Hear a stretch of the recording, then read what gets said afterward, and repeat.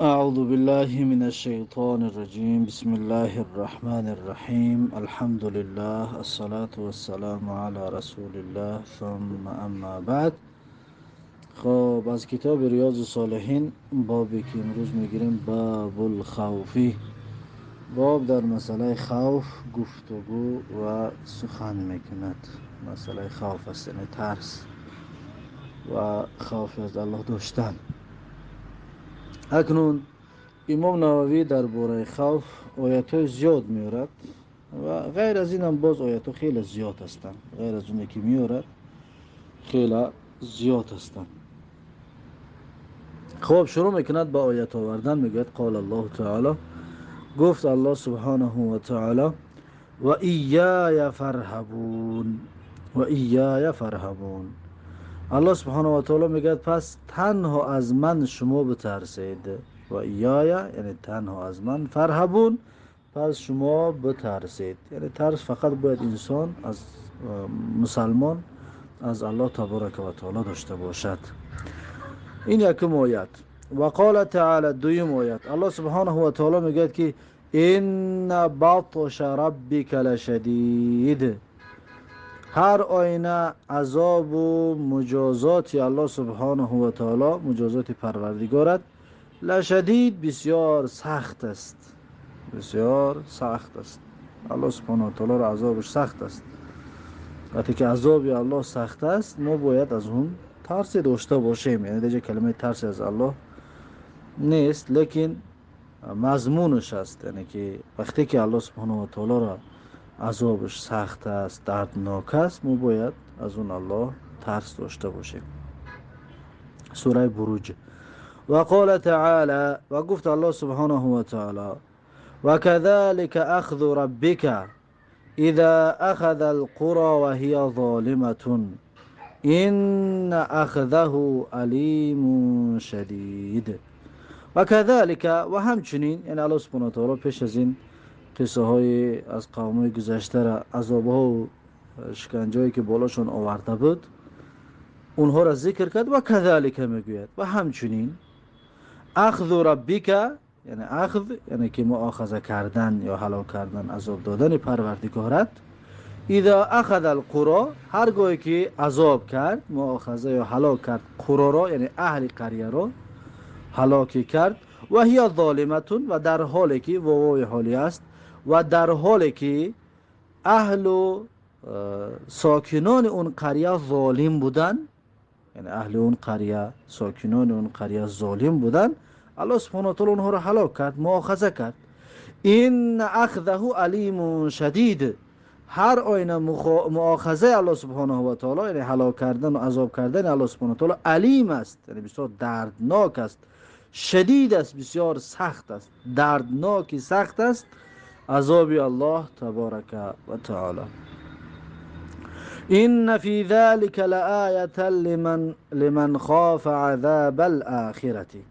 هر آینه در آن، یعنی که الله سبحانه و تعالی این قوم های را برای عبرت چیکار میکند؟ عذاب میکند.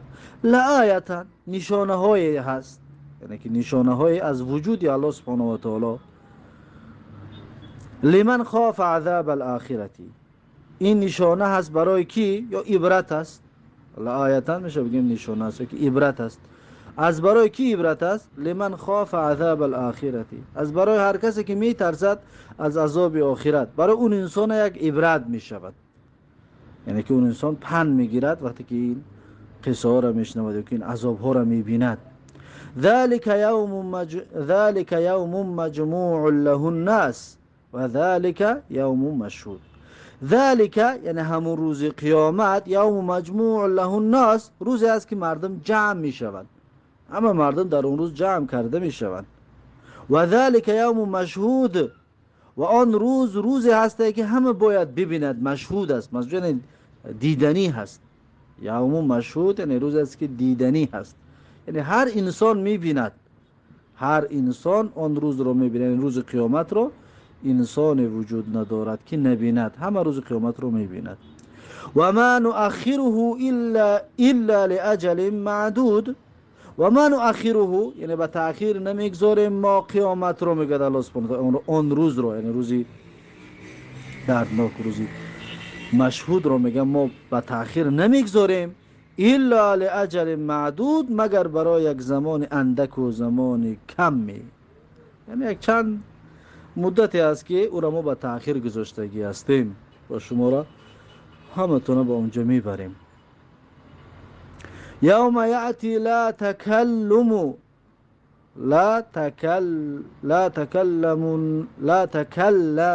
نفس الا باذنه. یوم یأتی، روز می آید، روز می آید که لا تکلم، یعنی سخن گفتن دیگر در اونجا ممکن نیست، سخن نمی کند نفس الا باذنه، مگر به اجازت الله تبارک و تعالی. الله سبحانه و تعالی هر کسی را که اجازت داد دیگه در اون روز صحبت میکند، سخن میکند، دیگه اون روز روزی اجازت پرسی و روزی با اجازت سخن کردن است. فمنهم شقی و سعید، پس از بین اون مردم کسانی هستند که شقی هستند، یعنی بدبخت هستند، و سعید هستند، یعنی که نیکبخت و خوشبخت هستند، یعنی انسان های بد و نیک هستند در بین این مردم. فاما الذين شقوا ففي النار، پس کسانی که شقو، یعنی که بدبخت شدن، فاسق و فاجر شدن، ففی النار، پس این طایفه شقی در آتش جهنم هستند. لهم فیها زفیر و شهیق، لهم یعنی برای این انسان های شقی، انسان های بدبخت، فیها یعنی در آن آتش دوزخ، زفیر و شهیق است. زفیر چی است؟ زفیر یعنی که بیرون کردن نفس، وقتی که انسان نفس رو بیرون میبرد با آواز و با ناله، همین را میگن چی؟ زفیر. یعنی که انسان ها در آتش جهنم پرتافته می شود که انسان وقتی نفس سینی بیرون میبرد با ناله و با آواز و با داد و فیغان بیرون میبرد از درد و از شدت سخته، این را میگن زفیر. و شهیق عکس این، یعنی وقتی که نفس میکشد در طرف داخل، باز همین طور با آواز و با ناله و با بگیم سختی ها چکار میکند؟ نفس میکشد. فهمو؟ زفیر آواز برآورده داد و فیغان کردن، شهیق آواز داخل کرده، نفس کشیده و داد و فیغان کردن. یعنی که یک لحظه از داد و فیغان نمیمانند از عذاب سخت الهی را. حتی در حالت نفس کشی، داخل کردن نفس و بیرون کردن نفس هم اونها داد و فیغان و فریاد میکنن. زفیر و شهیق، این دو کلمه را دقت بدید. و قال تعالی، و گفت الله سبحانه و تعالی. خب این سوره هود بود. بعد از این الله سبحانه و تعالی میگوید که چطوری که اون آیه آوردگی است، میگوید که و یحذرکم الله نفسه، یعنی بر حذر می‌دارد الله سبحانه و تعالی از عذاب شما را، نفسه یعنی عقاب نفسه، یعنی از عذاب کردن خودی الله سبحانه و تعالی که شما را عذاب میکند.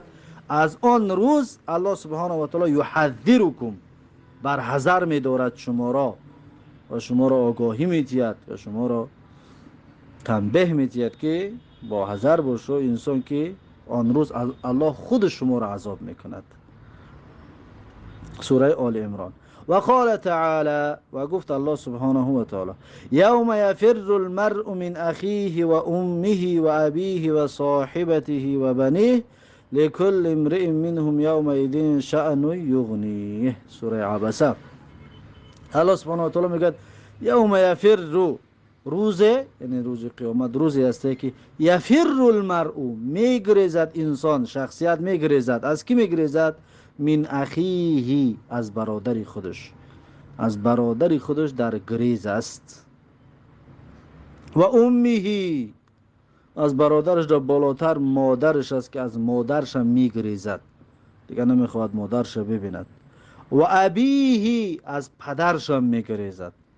و صاحبته، و از زنش هم میگریزد، از همسرش هم در روز قیامت انسان میگریزد. و بنیهی، و از فرزندانش هم میگریزد. فرزند چه که میبیند دیگه فرار میکند که باز چیزی طلب نکند. لکل امرئ منهم یومئذ شأن یغنی. چرا این گریزی ها برای چی است؟ برای چی میگریزد؟ میگه که لکل امرئ، یعنی برای هر یک شخص منهم، از بین همون انسانیتی که در روز قیامت در محشر هستند، یومئذ در اون هنگام، یعنی در روز قیامت، شأنون، یعنی کارهای دارن، اونها شأن دارن، یعنی حال و احوال دارن. یغنیه، که همون کارش بسنده است برای خودش، یعنی دیگر چنان حال وزمین در قرار دارد که دیگر به نفس خودش مشغول است. دیگر نه زنش به یادش میاد، نه فرزندش، نه پدرش، نه مادرش، نه برادرش، دیگر هیچ کس به یادش نمیآید. شأن یغنی هست، یعنی حالت دارد که او دیگر بینیاز است، یا برای اون بسنده است همون حالتش. دیگر وقتی ندارد که، یا حوصله ندارد که یک کسی دیگر حالت چه جویا شود، یا یک کسی دیگر شکایت چه گوش کند. اون روز همین طور روزی است که انسان از همه اینها در گریز است. سوره عبسه. و قال تعالی، و گفت الله سبحانه و تعالی: یا ایها الناس اتقوا ربکم، ای مردم، اتقوا ربکم، یعنی بترسید شما از پروردگارتان. این زلزلة الساعة شیء عظیم، هر آینه زلزال قیامت چیزی بزرگی هست. یعنی که وقتی قیامت قایم می شود، قایم شدنی که هست، اون لحظه زلزال دارد، لحظه تکانخوری دارد، آسمان ها پاره می شود. اون لحظه بسیار دهشتناک است، شیء عظیم است، بزرگ است.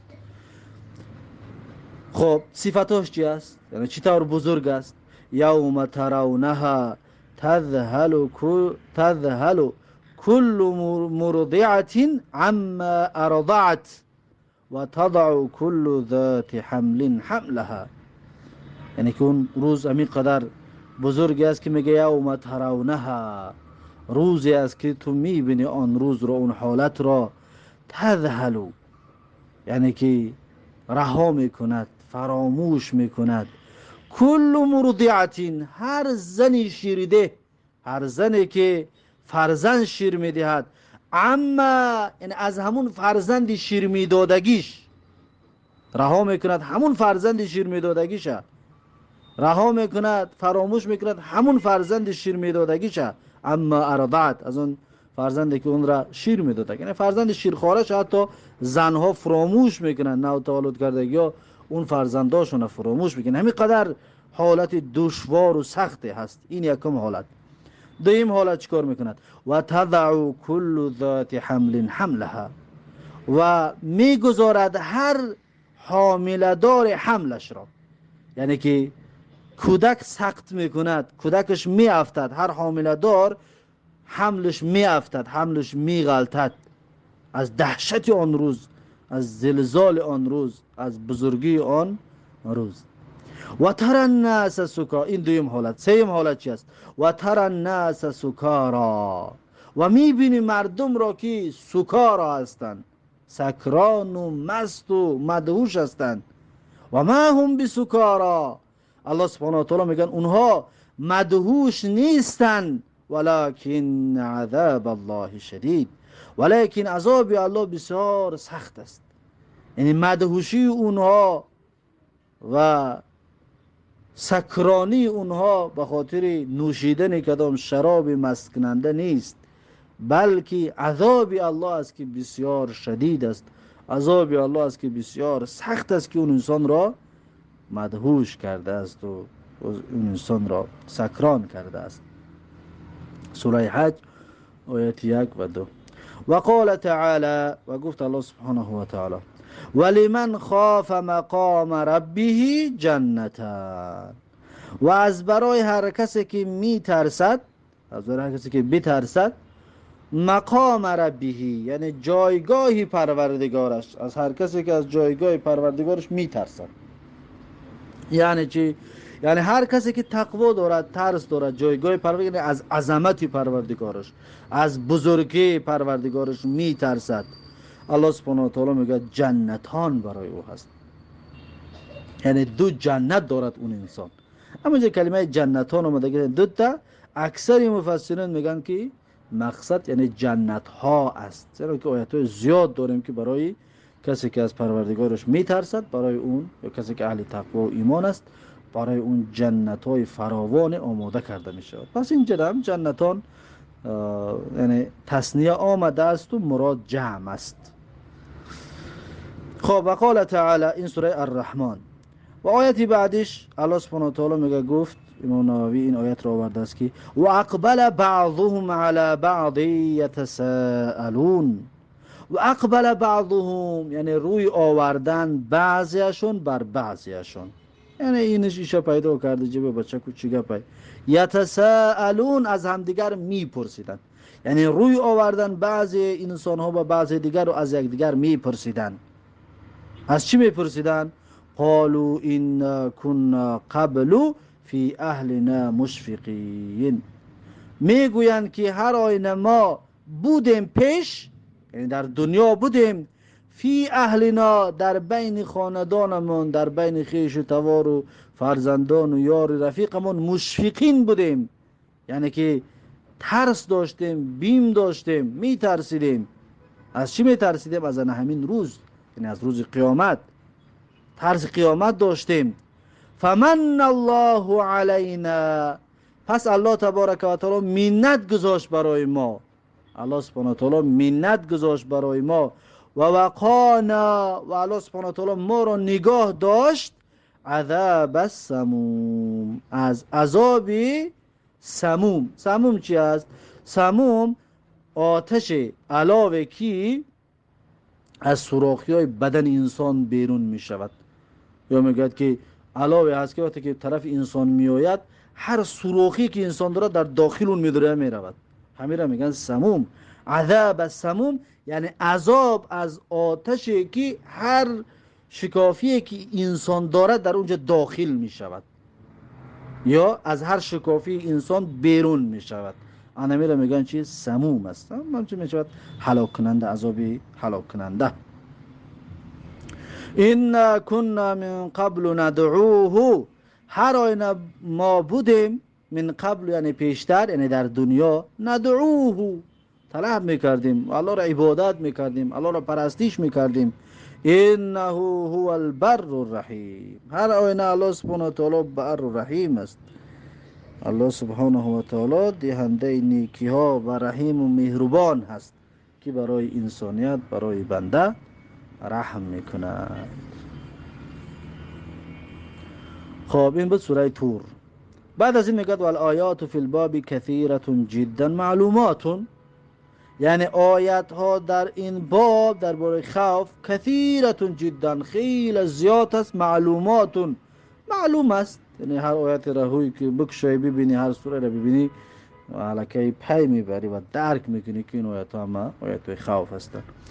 والغرض الاشاره الى بعضها وقد حصل، و مقصد میگه وقتی که ما این باب رو گذاشتیم باب خوف، مقصد میگه غرضمون، مقصدمون الاشاره الى بعضها بود، میگه یعنی اشاره کردن و بیان کردن بعضش بود، میگه وقد حصل، واقعا میگه حاصل شد این چیز، یعنی ما به مقصدمون رسیدیم، بیان کردیم. ببین چقدر آیات ها و چقدر قولا را درباره خوف و ترس برای ما و شما امام نووی تقدیم و پیشنهاد گردانید. خب این است انشاءالله این مسئله، و همین آیات کفایه میکنه، زیرا اینکه آیاتش زیادتر است. درس امروزه با همین با آخر. بارک الله فیکم و جزاکم الله خیرا و السلام علیکم و رحمت الله و برکاته.